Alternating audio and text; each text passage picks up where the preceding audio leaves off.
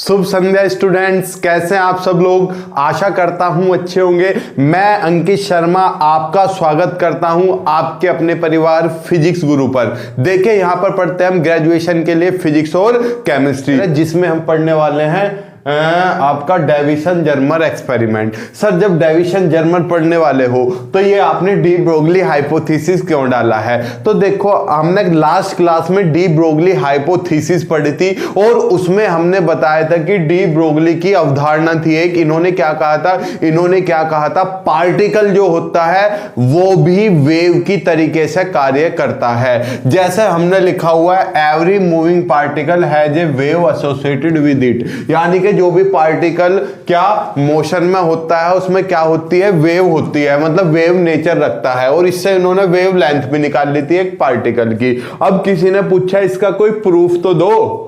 इन्होंने कहा de Broglie ने, हमारे पास प्रूफ नहीं है, हमारे पास केवल ज्ञात है कि जो पार्टिकल है वो वेव नेचर रखता है। तो डी ब्रोगली की इस बात का प्रूफ किसने दिया, डेविसन एंड जर्मर। दो अलग साइंटिस्ट थे, डेविसन एंड जर्मर। सर क्या इतना ही लिखना है, लिखने का तरीका भी मैं बताऊंगा, सुन लो। डेविसन और जर्मर ने डी ब्रोगली की बात को प्रूफ करके दिखाया। कौन सी बात, जिसमें डी ब्रोगली ने यह कहा था कि पार्टिकल कौन, मान लो इलेक्ट्रॉन क्या रखेगा, वेव नेचर रखेगा। ठीक, तो इन्होंने प्रूव करने के लिए इन्होंने क्या प्रूव किया, Davisson and Germer prove that fast moving electrons या पार्टिकल शोज डिफ्रैक्शन, कि जो फास्ट मूविंग इलेक्ट्रॉन्स होते हैं वे डिफ्रैक्शन दिखाते हैं। क्या दिखाते हैं, डिफ्रैक्शन। और डिफ्रैक्शन तो बेटा कौन दिखाते हैं, केवल प्रॉपर्टीज। यो प्रॉपर्टी है किसकी, वेव्स की। डिफ्रैक्शन केवल कौन दिखाती है, वेव्स दिखाती है। और मेरा जो फास्ट मूविंग इलेक्ट्रॉन है वो भी क्या दिखा रहा है, डिफ्रैक्शन दिखा रहा है। तो इसका मतलब इलेक्ट्रॉन भी क्या रखेगा, वेव नेचर रखेगा। और यही बात किसने कही थी, मेरे डी ब्रोगली ने, कि इलेक्ट्रॉन या कोई भी पार्टिकल वेव नेचर रखता है। और इस बात को प्रूफ किसने करके दिखाया, डेविसन और जर्मन ने। इन्होंने कैसे प्रूफ किया, इन्होंने यहां पे एक फिलामेंट लिया और फिलामेंट को लो टेंशन बैटरी से जोड़ दिया। लो टेंशन बैटरी से क्यों जोड़ा, ताकि ये हल्का हल्का धीमा गर्म हो और गर्म होके क्या निकाल ले, इलेक्ट्रॉन क्यों निकाल ले, क्योंकि हमने इस पर बेरियम ऑक्साइड की कोटिंग कर दी। कोटिंग करके अब क्या होगा, बेरियम ऑक्साइड गर्म होगा और वो क्या निकाल लेगा, इलेक्ट्रॉन्स निकाल लेगा। अब ये इलेक्ट्रॉन्स क्या करेंगे, यहां पे चाहे तो स्लिट लगा लो, किसी बुक में स्लिट लगी हुई है, ठीक है, यहां पर स्लिट लगा लो, या सिलेंडर विद फाइन होल, एक बारीक सा होल, ताकि इलेक्ट्रॉन क्या, यो तो इधर उधर निकाल लेगा, वे इलेक्ट्रॉन सारे एक होल में से पास हो। एक होल से पास होकर इलेक्ट्रॉन किससे टकराएंगे बेटा, निकिल क्रिस्टल से टकराएंगे। सर ये निकिल क्रिस्टल ही क्यों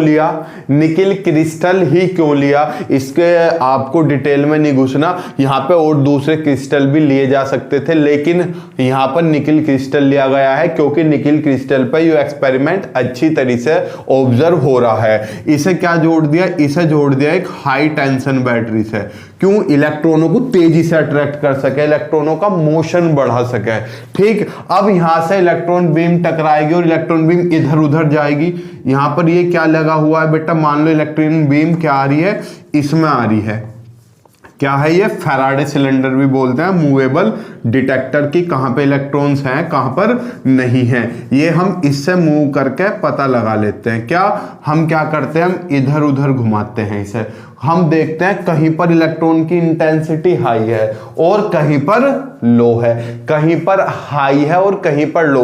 मान लो भाई ये मूव कर रहा है ना, अब हमें इलेक्ट्रॉन पता कैसे चलेगा, जैसे इलेक्ट्रॉन इसमें घुसेगा, इसमें क्या जुड़ा हुआ है, गैल्वेनोमीटर, और गैल्वेनोमीटर में क्या होगा, टिव टिव, डिफ्लेक्शन।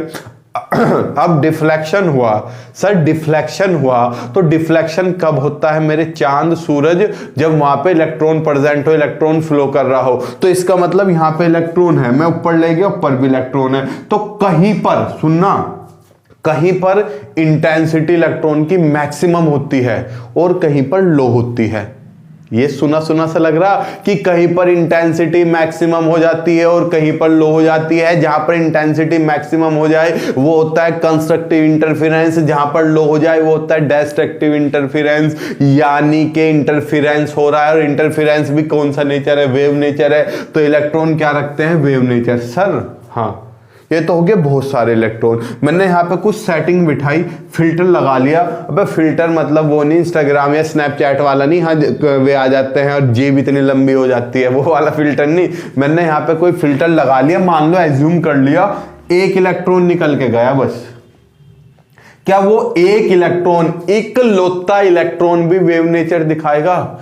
भैया बहना, मैंने इसे क्या करा, इसे यहां पर रोटेट कराया इस पर। ये क्या था बेटा? मूवेबल स्केल था, सर्कुलर स्केल, सर्कुलर शेप में, और इस पे डिटेक्टर घूम रहा था। तो जब मैंने घुमाया केवल एक इलेक्ट्रॉन के लिए, तब भी मुझे कहीं पर इंटेंसिटी मैक्सिमम मिल रही थी और कहीं पर मिनिमम। यानी कि इलेक्ट्रॉन ऐसे चल रहा था, यानी कि वो भी क्या रख रहा था? एक इलेक्ट्रॉन भी, सिंगल इलेक्ट्रॉन भी क्या रखता था? वेव नेचर रखता था। ठीक, मान लो एंगल फाई है एक तरीके से। ठीक, इसमें तो किसी को कोई समस्या नहीं। अब यहां पे this experiment was performed at different accelerating potential, यानी कि हमने इसका अलग अलग पोटेंशियल रखा और क्या इस एक्सपेरिमेंट को करके देखा। तो सबसे अच्छा वेव नेचर इलेक्ट्रॉन ने कितने वोल्ट पे दिखाया? 44 से 68 वोल्ट के बीच। ठीक, और 54 वोल्ट पे, और फाई कितना हो? 50 डिग्री, और 54 वोल्ट पे हमें पीक इंटेंसिटी मिली, मैक्सिमम इंटेंसिटी मिली। यानी कि इस एक्सपेरिमेंट से जो ऑब्जर्वेशन थी ये थी, this experiment was performed at different accelerating potential. Different potential पर ये क्या किया गया? एग्जीक्यूट किया गया। But significant intensity of electron was observed around 44 से, सिग्निफिकेंट मतलब उचित इंटेंसिटी जो मुझे मिली 44 से 68 वोल्ट के बीच मिली, और 54 वोल्ट पे पीक इंटेंसिटी थी। यानी कि अगर 54 वोल्ट का बेटा इसका स्क्रीनशॉट ले लो। सर ये लिखना कैसे है? देखो फिगर तो ये बना लेना। ठीक, अब देखो यहां पर अगर मैं 54 वोल्ट के लिए ग्राफ खींचता हूं तो कुछ इस तरह का ग्राफ मिलेगा। ये 54 वोल्ट के लिए है, मैक्सिमम पीक इंटेंसिटी मिलेगी मुझे 54 वोल्ट पे। ठीक सर, मैंने कहा हाँ पेपर में आ गया लॉन्ग में, तो इसे कैसे लिखेंगे? तो मैं अभी बोर्ड रफ कर दूं। अब आपको पहले डेविसन जर्मर समझ में तो आ गया ना। एक्सपेरिमेंट क्या था? डी ब्रोगली ने कहा था, क्या कहा था? कि पार्टिकल भी वेव नेचर रखता है। क्या रखता है चांद मेरे? पार्टिकल भी वेव नेचर रखता है। उस वेव नेचर को प्रूफ उनके पास नहीं था। किनके पास? डी ब्रोगली के। उन्होंने कहा ये हमारा स्टेटमेंट है, हम जानते हैं, लेकिन इसका प्रूफ किसने दिया? डेविसन जर्मन ने। डेविसन जर्मन ने इलेक्ट्रॉन को क्या करके दिखाया? डिफ्रैक्शन करके दिखाया, और जो डिफ्रैक्शन दिखाता है वो वेव दिखाती है। तो इससे क्या प्रूफ हुआ? इलेक्ट्रॉन क्या रखता है? वेव नेचर रखता है। और सबसे अच्छा जो उसने वेव नेचर दिखाया वो कितने वोल्ट पे दिखाया चांद मेरे? 54 वोल्ट पे दिखाया। सर हमें लिखना बता दीजिए, इसे लिखेंगे कैसे? तो चांद मेरे लो मैं दिखा देता हूं तुम्हें। अब स्क्रीन पे आएगा, थोड़ा सा मैं क्या होता हूं साइड में होकर बुक लेकर आपको एक बार बोल देता हूं। देखो क्या लिखा हुआ है, सुनते रहो, बोर्ड पे देखते रहो। क्या?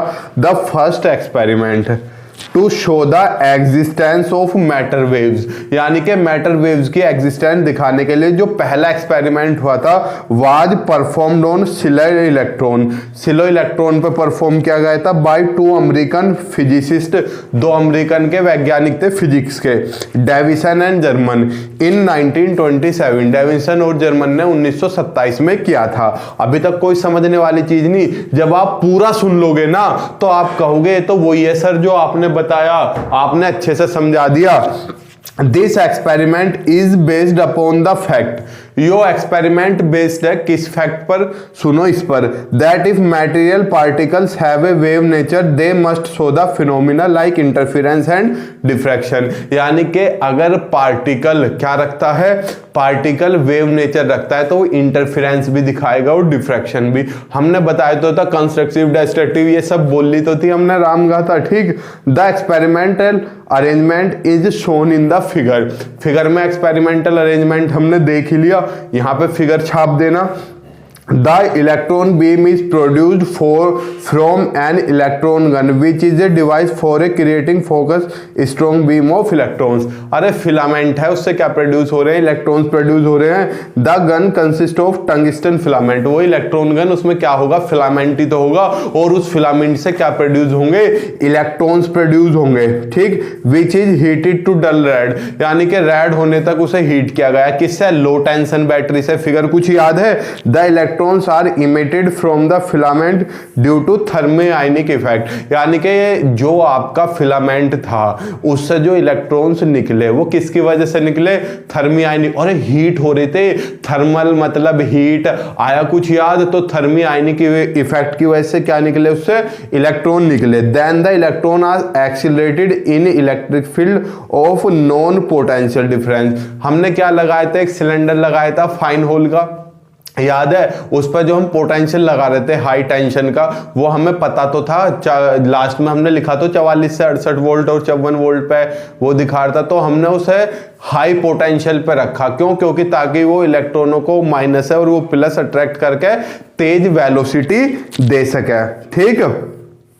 फिर potential and collimated by a suitable slit, हमने बताया था आप उसकी जगह स्लिट भी ले सकते हो। स्लिट कैसी होती है बेटा, स्लिट कुछ नहीं, छोटे छोटे ऐसे लगाओ और एक लाइन में छेद कर दो तो एक फाइन होल ही मिल जाएगा हमें, जिससे इलेक्ट्रॉन एक लाइन में आ जाए, एक लाइन में कैसे भी बिखर रहे हो, लेकिन इस छेद में घुसने को तो एक लाइन में से ही आके घुसेंगे, तो इसे क्या कहा जाता है, या तो इसे हमने सिलेंडर में फाइन होल ले लिया या स्लिट ले लो, जो आपका मन करे, ठीक। कहाँ गया, this electron beam falls normally on a nickel crystal, nickel crystal पे गिरी।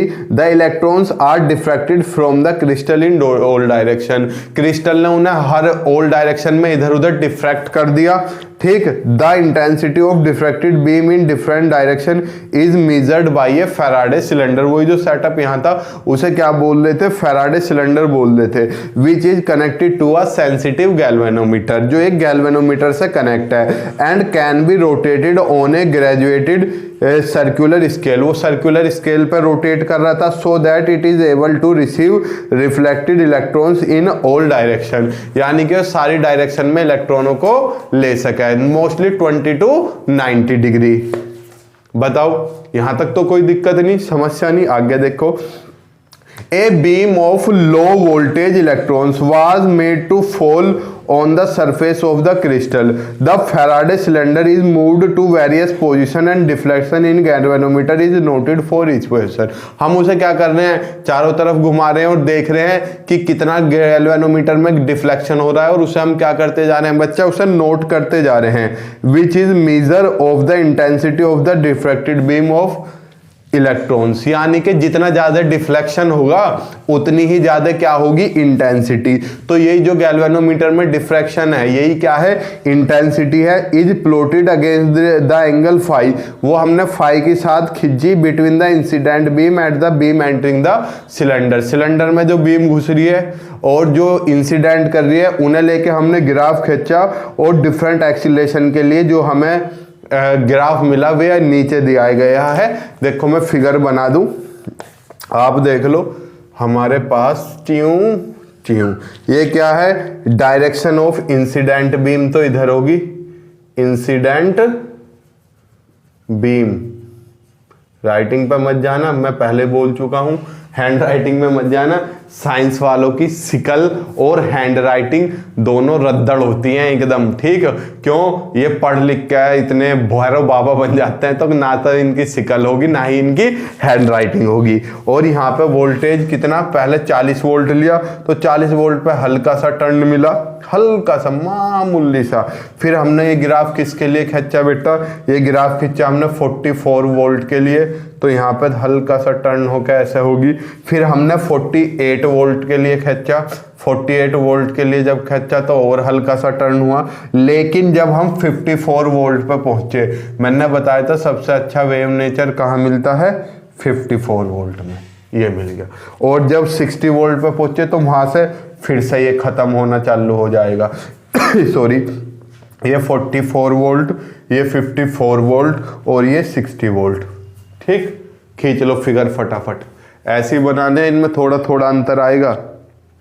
ठीक है, लिख लिया। चलो स्क्रीनशॉट आपने ले लिया होगा, मैं इसे 1 सेकंड रफ कर देता हूं। देखिए ये जो मैंने अब बोला है ना सारा, ये आपके स्क्रीन पे आ जाएगा। लेकिन अगर मैं इसे लिखता तो वीडियो थोड़ी सी लेंथी होती, थोड़ी नहीं बहुत ज़्यादा लेंथी होती है आपकी वीडियो, तो इस वजह से मैंने यहाँ लिख दिया। आप क्या करना, इसे पॉज करके बाद में लिखते रहना। ठीक, for the accelerating potential of 40 volt a smooth curve is obtained. 40 volt के लिए एक हल्का सा कर्व मिलेगा। A little bump begin to appear in the curve for 44 volt के लिए हल्का सा बम्प कर्व दिखेगा। With increasing potential the bump moves upward. जैसे हम हल्का हल्का पोटेंशियल बढ़ाते रहेंगे वो बम्प भी बढ़ता रहेगा, ये जो ऐसे आ रहा था। And becomes more prominent in the curve for 54 volt. और 54 वोल्ट पे बड़ा उचित कर्व मिल जाता है। नॉर्मली फाई कितना होता है, 50 degree. For higher potential the bump gradually disappears, यानी कि अगर कम करने लगोगे तो वो और कम होता चला जाएगा। दूसरी चीज बेटा, थोड़ी सी डेविएशन, जर्मन ने तो ये एक्सपेरिमेंट कराई था। सेम एक्सपेरिमेंट एक साइंटिस्ट थे जीपी थॉमसन। ये कौन है जीपी थॉमसन? जे थॉमसन के बच्चे हैं, जे थॉमसन के बच्चे थे। जे थॉमसन का नाम सुना होगा। तो ये एक्सपेरिमेंट जीपी थॉमसन ने भी किया था, बस थोड़ा सा चेंज किया था हल्का सा। तो उन्होंने भी यही बताया था कि इलेक्ट्रॉन भी वेव नेचर रखता है। तो जिस वजह से इन दोनों को क्या मिला था, नोबेल भी मिला था। ठीक, मिलते हैं हम आपसे कल। सर वीडियो बहुत छोटी है, छोटी नहीं बहुत लेंथ है, जब लिखने लगोगे ना थ्योरी तो हाथ टूट के हाथ में आ जाएगा।